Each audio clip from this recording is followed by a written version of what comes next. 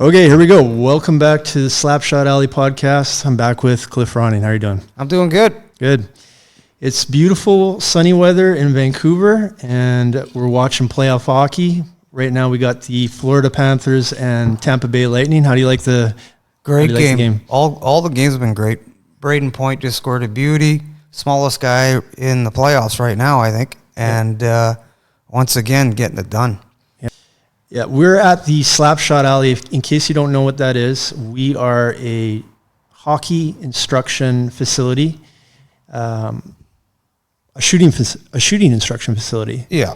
Well, so, it's a great place, a fun place where the kids can really learn proper shooting techniques so they can, as they get older, use that when they do get in the NHL. They're going to have the best shot in the league. And you look over there, the power meter we got going on from the pros to midget hockey, bantam, peewee, atom, novice, timbits, young kids, looking at the different, who has the hardest shot.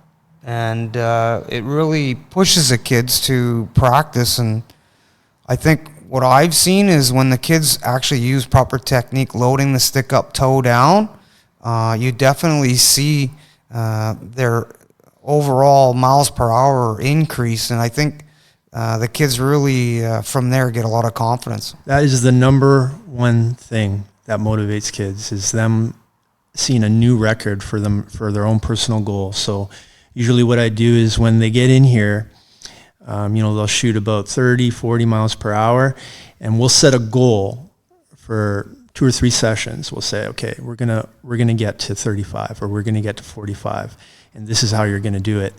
And when they get there, and usually it's not long, usually it's before we actually set the goal for, they are just ecstatic. And what a great way to motivate kids to. Do you think a lot of that, from what I think, a lot of that video feedback, the kids really understand that age. I guess they're playing a lot of computer games. They can relate to seeing something on a screen. They see themselves shoot, and then next to a pro, and then they try to emulate it. And I think that starts the whole mindset of a brilliant shot. And I've seen you teach the kids, and like you said, within 1, 2, 3 sessions, these kids are shooting way better, and they're doing it in an individual setting where the coach is right there, so be able to explain to them if they're doing it right. So exactly, fun place, SlapShot Alley. Yeah. This week, like Cliff said, we've got a brand new power meter. So what that is actually our radar gun. And what I've done is I've made a chart for every single age division, and now the kids actually get to put their name on the meter at where they are. So they kind of get to see where the other kids are, but I try to get them to focus on where they are at, and just to set small little short-term goals, and obviously the ways to get there. Absolutely. Yeah. Let's talk about your shot. Yeah. And how it developed. Do you remember when you started getting a shot? Well, for me, I really focused on, I didn't have the hardest shot, but I tried to, it was all about muscle memory for me and changing the angle on the goalie, going one way and shooting back, much like Gretzky did. So I constantly practiced certain moves. So if I got to a certain point on the ice, it was automatic, 1, 2, 3 steps, and then I would shoot high glove. If I dropped my right shoulder, if I didn't drop my shoulder, I'm trying to go 5-hole or to the stick side low. So it was just something, practicing helped me score a lot of goals, especially in minor hockey. I've watched a lot of your shots on YouTube. A lot of them are slap shots. Has the shot changed since then? Do you think that your shot has changed since then? I think, when I look back at my pro game, there wasn't a lot of snapshots because we were using wood sticks. You couldn't bend the stick properly to make it work unless you were super strong in the wrist, and I wasn't. But I had a little half slap shot that really fooled goalies, and it really jumped off my stick, so I really focused on that little half slap shot. We've had a couple kids today actually increase their power. So I'd like to send out a congratulations to Lucas Lucas went from a 63 to 66 today. And Dawson, who just kind of learned, he's in Bantam right now, and he just kind of learned how to do a slap shot in the last month or two. And he's gone up from a 55 to a 62. So that's excellent. I asked him, I'm like, how does it feel? Like, what do you feel that's different? And he says that he's really learning how to hit the ice, like load up the stick. How to load up the stick. And so it's a great way for the kids to have kind of competition, but they're competing against themselves, but they can also see, like you said, that other kids are doing a certain number and they want to get to there. And you got to have goals, and that's a great way for kids to want to come in and try to beat that next guy. And I think that's why SlapShot Alley is fun for the kids to come in, and for parents out there that are already bringing their kids in. They know what's going on here, but we would love you to pass it on if you've been happy with it, about your next player on your team maybe doesn't shoot that well, and this is the place for you to send them to try to get them to that next level. Let's see. I also had a stick fitting this week. Yep. So what we have is we've got a wall full of blades, different curves, all the different flexes, and we had a customer come in looking to find out what the proper flex was for them. And one of the things that I noticed was that a lot of people don't know what the lie of the hockey stick is. Can you kind of explain that? Yeah, the lie is crucial, especially for stick handling, receiving passes. Those are the two most important when you're stick handling. In general, a live 5 is for someone who skates kind of in a good crouch position. There'll be more blade on the ice.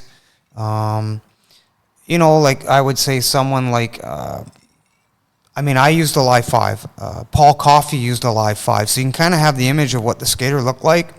And a live 6 is more for a player like a Joe Sakic, who pulled the puck into his feet to shoot, and also he can receive passes more in his feet. And myself, I wanted to receive them more out in front of me and not in my feet. But then you start getting to like live 4. Then you remember Wayne Gretzky, not a bad hockey player. He used a live 4. You don't see that much anymore. But live 4, the puck is always way out in front of you. It's hard to do toe drags. You never really saw Wayne Gretzky do toe drags. It was usually he was pushing the puck around someone or pushing the puck out and then shooting away from his body. Yeah. So it just depends on the style of player. If a player skates more upright, well, most likely they're going to want a higher lie on their stick. And you can tell a lot of times if you check, especially the parents, tape their stick from heel to toe and really look at the wear pattern. If you're seeing too much pattern happening on the toe, that means they want to be in a higher lie. If you're on the heel, it's telling you that you want to go to a lower lie. And if it's in the middle, you got it. It's perfect. Yeah. And that lie is pretty much crucial for all skills, how the puck is staying flat on the ice. Yeah. Receiving passes, if you're not getting a good lie, the puck can slip right underneath the blade on you. Shooting, the puck will come off. That's another thing for the parents out there to watch your son or daughter. If they're receiving passes and it's always going under the toe, that's telling you, right? It's telling you what? Pretty simple. If it's going under your toe, he's up like this, so he wants to be in a bit more of a lower lie to bring down that toe so it catches the puck. And then it's the opposite. If it's going underneath the heel, that's telling you that son or daughter wants to be in a higher lie, a 6 lie. So those are just indications you can watch. Wear pattern and the different lies on, are they receiving passes incorrectly?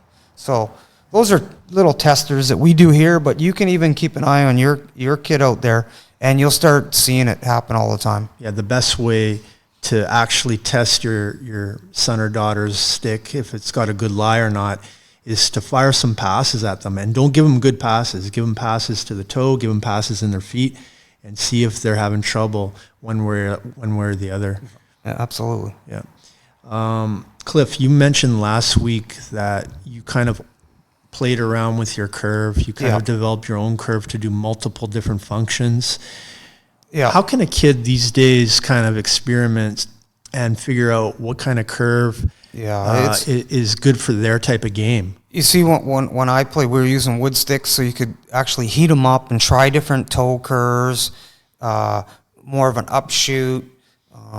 So now it's really tough, but actually you can come here to SlapShot Alley. There's, I think, 20 different curves here, and most of the curves are on the market, sold by your big distributors from CCM, Bowers, Warriors, and you're able to try it so you can actually see what it feels like, you know, from a Hossa curve to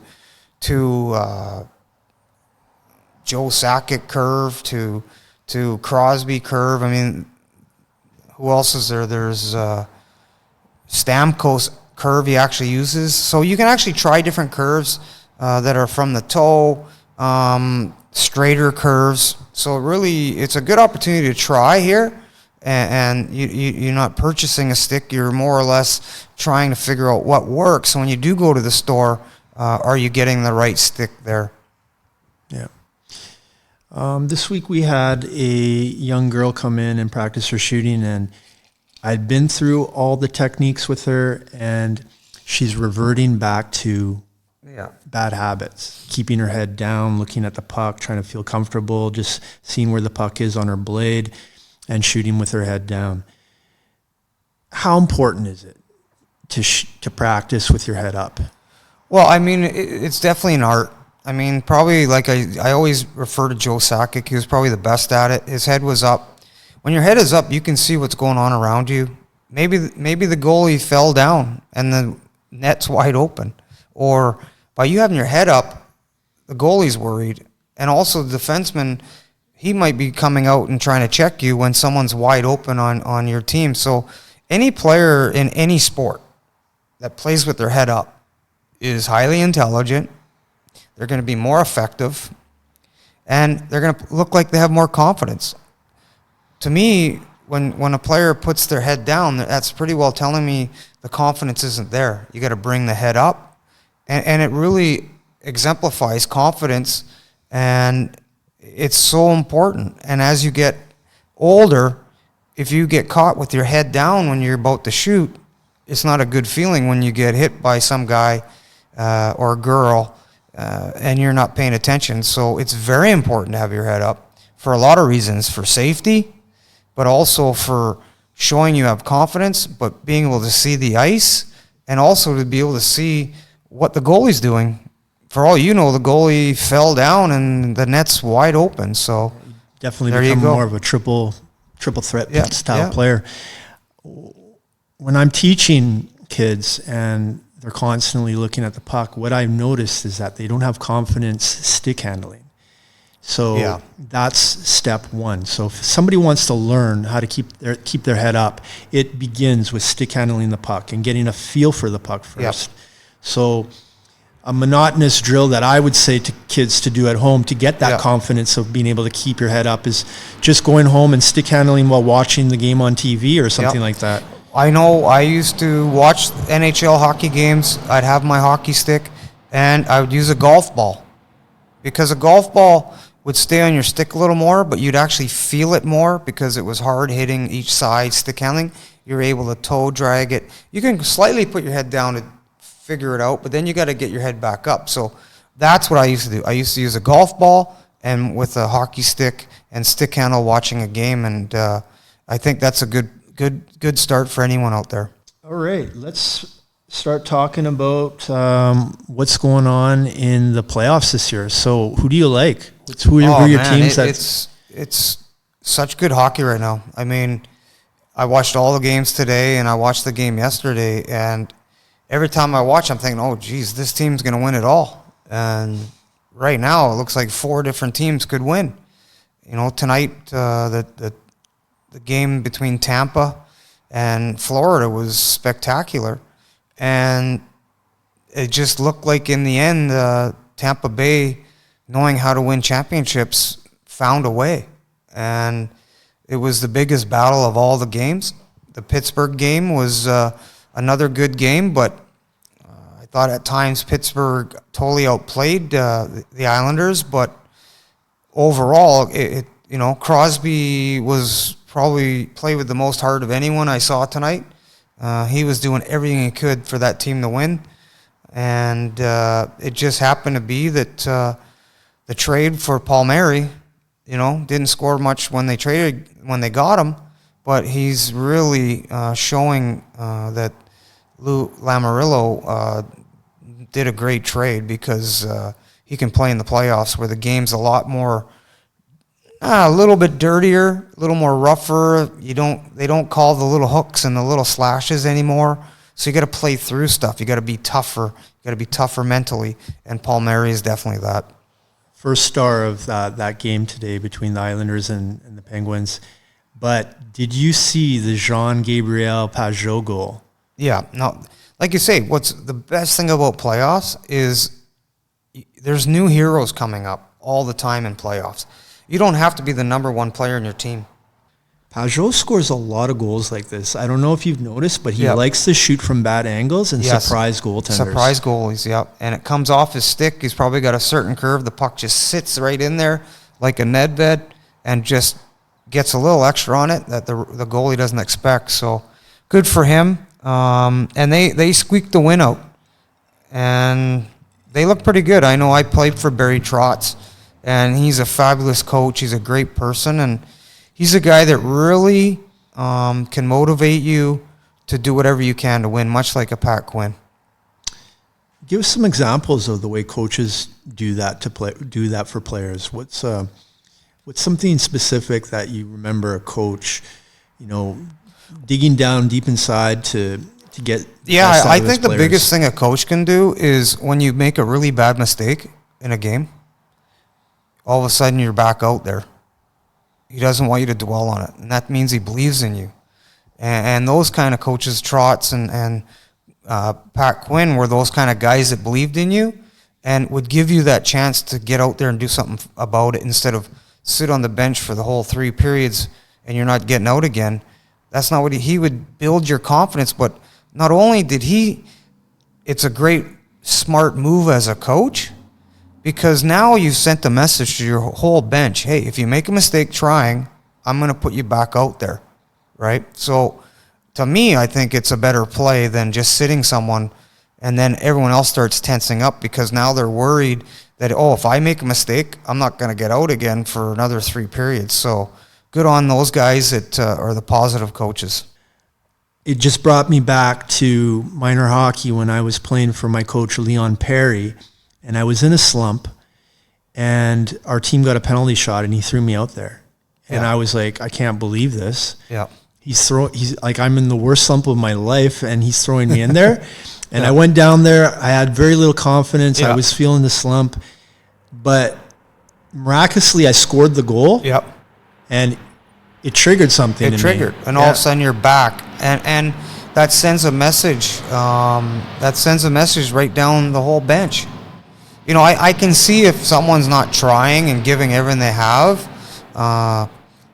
sitting them and benching them or something, or guys taking stupid penalties. But when someone's trying their best and they can't quite get the puck out because it hits a skate or whatever, you get that guy back out there because it sends that message. That really goes out to a lot of the coaches out there, because it's a way better message if you're sending that out than if you're just sitting the kid.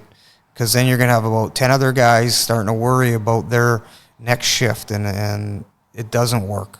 Cliff, you'd be a great coach. When are you going to get back into coaching? I'd love to coach. I think that's something I really enjoyed it. I coached a lot of great kids. I coached the Vancouver Selects 97 group, and we went on and won the Manitoba Western Bantam Championships at that time. And I mean, it was fabulous. I had players like Chalowski. We had kids like Craighead. We had Ty Ronning. We had Bradley on our team. We had Wesley. We had, 15 of the 16 kids went on to go play in the Western Hockey League. And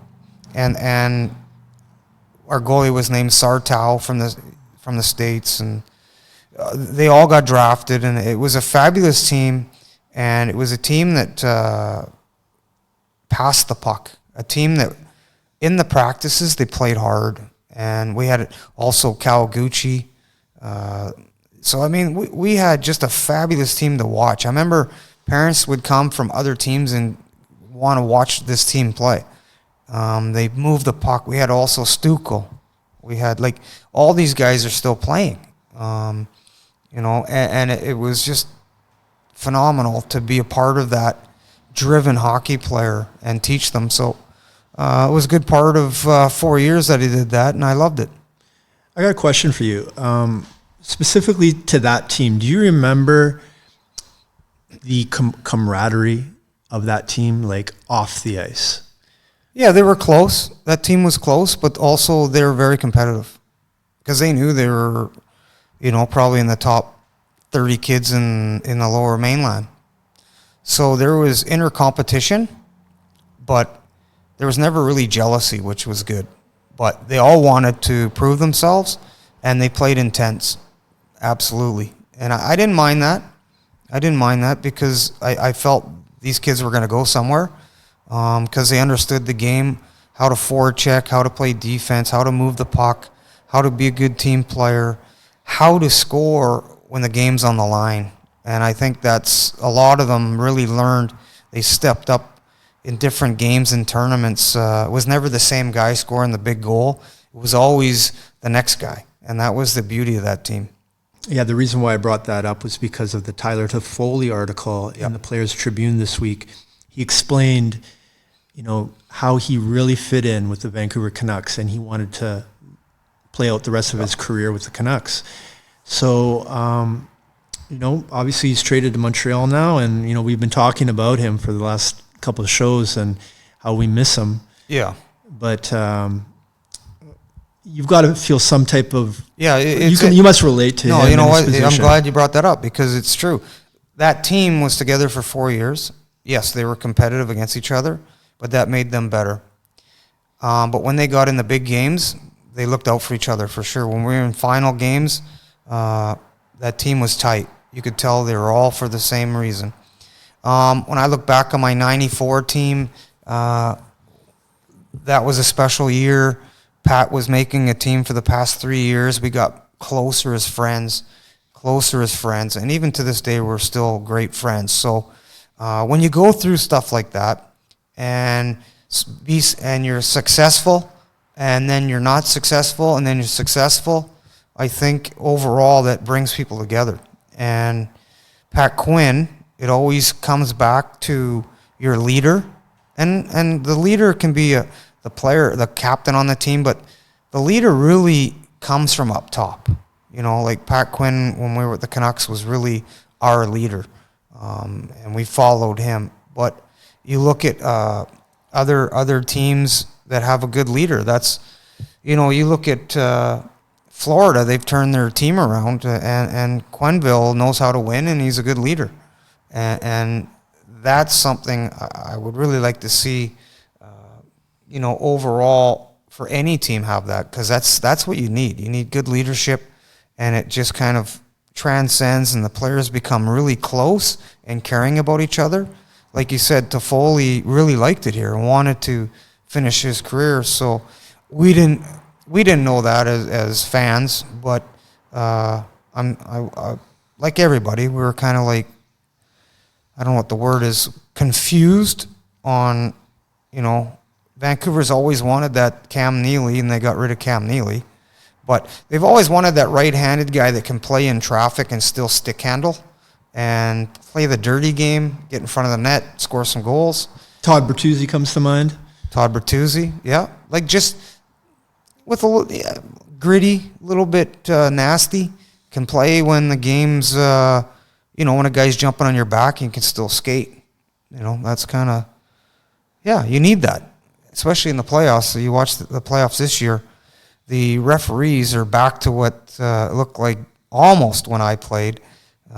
You're allowed to slash, cross-check. You just can't hit someone head first into the boards. And if it's a scoring chance, they might call it, but they're letting the team play. So it eliminates a lot of teams if certain teams were going to be in the playoffs if they let the games played out the way they are now. Some teams could not compete in this. Okay, so we're going to wrap things up with a question from one of my buddies from Port Moody, Devin. He's asking, what was the toughest thing to commit to in order to play in the NHL? Okay, well, I would say the hardest thing was, 15 years old, 15, 16 years old. And there's kids out there that age. All your buddies are getting in a car and they might go to the beach and there might be a beer or two there. But I wouldn't go because I was getting ready to go to 8 rinks or 4 rinks back then because I wanted to go and skate. I'd rather go play hockey. So while all my friends were out, I guess, having a good time, I was going after what I wanted, and I was so dedicated to it. And I think I was probably one of the most dedicated guys in hockey. I would challenge anyone. And a lot of the guys know me that when I played hockey, especially, 15, 16, all the way to 28 years old, the dedication was there. As you get a bit older, things change a little bit, but especially trying to make it, you got to be 100% dedicated and you're all in at all costs. When did you truly believe that you were going to make the NHL? Well, when I played in the Air Canada Cup, I thought, you know what, I think I can do this. We played Patrick Waugh, and I got... How old were you? I was 15 going on 16. We won the Air Canada Cup championships. I seemed to outplay and got MVP of the tournament. And I think it was Red's story on TV. It was a big thing when you're that young. He says, hey, this Ronning kid, I don't care what they say if he's too small. This kid, I think he's going to be able to do it. And it was kind of like, oh, wow, this guy, he used to do all the Leafs games and played in the NHL. And it was just like, gave me a little bit of confidence. But in the big picture, I just loved playing the game of hockey. So it wasn't, if I didn't make the NHL, it was a bust or anything. I just loved playing the game of hockey. I played 3 years in the NHL and got offered another contract with St. Louis, but I decided I wanted to go and play in Italy because I wanted to get more ice time and develop my game. And instead of play, just power play, 5-6 shifts a game, for the same money, I could go to Europe. And it wasn't about just making the NHL. It was about also satisfying playing. That feeling when you get to play and you're out on the ice, you get in that top 3-line rotation, the game's the best. There's no doubt about it. And I spent a lot of time playing in that 4th-line rotation, trying to get into the 3rd-line rotation. And that's the challenge. And you have to stick with it. You got to just keep working, keep your head up, stay positive. And that's what I did. And my opportunity came when I came to Vancouver. Thank you, Cliff. That's what we're about here at the SlapShot Alley. We are all about not just telling kids to make it to the NHL, but showing them how to enjoy the game, how to have fun, and all the beautiful experiences that you can get from the game of hockey. And, it can lead to so many different life lessons, whether... I've got a great story that kind of goes with that. My brother, my brother played hockey till he was 15, and he told my dad he doesn't want to play hockey no more. And dad was kind of devastated. My brother was a very talented athlete, and he goes, hey, Dad, I want to play music. I want to be a musician, right out of the blue. And my dad at first was kind of like, oh man, I think you're pretty good at this. And then my dad said, you know what? I'm going to do whatever I have to do to help my kid. And guess what? My brother not only has been playing music for the past 40 years, my brother is the bass player for Bad Company, Paul Rogers, playing in front of 40,000 people.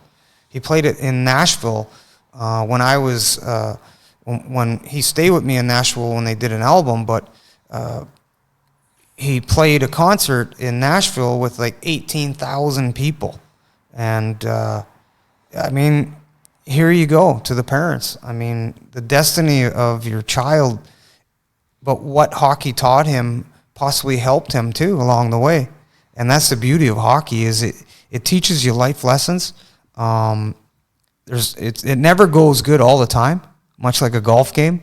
So you have to be mentally tough, but also you got to find ways around things. And look at my brother. He ends up playing with one of the biggest legends in rock legend in Paul Rogers. And he tells me every time he gets on stage, he has to like shake his head because he's going, wow, I'm playing like one of the best singers for rock ever. And he's lived his dream. And he was never held back from my parents at all. So it was really cool. And it even gets better because now once in a while my brother plays some beer league hockey. And he's gone to Spain, over to Spain to play beer league hockey with a group. He's gone over to Finland and different places. And he just loves the camaraderie and just hanging out with the guys, having a beer after the game. And at one time, I think they were planning to go to Australia. So you just never know where this beautiful game of hockey can take you in your path. Yeah, it's one of the beautiful things about hockey is that there is a great culture of adult hockey until you're in your retirement days. Yeah, once you're a hockey player, you're always a hockey player, I think. It's always in you. But there's always an organized game anywhere. You can travel absolutely almost every country, well, most countries. Yeah. Most hockey countries anyways. There's always a game that you can kind of fit in with. That's the best part about it. And the best part's in the dressing room, you know. Once we get this COVID thing all figured out, which hopefully it's happening, that's the best part of the game, is sitting in the dressing room after the game and guys making fun of each other and really becoming good friends. And that's what hockey's taught me. Awesome. Thank you, Cliff. And thank you for watching. We are back every week to talk about how to improve your game, what's going on at the SlapShot Alley, and a little bit about Cliff, the NHL, and anything else that we are finding out to be interesting in the world of hockey. Thanks for watching. Thank you.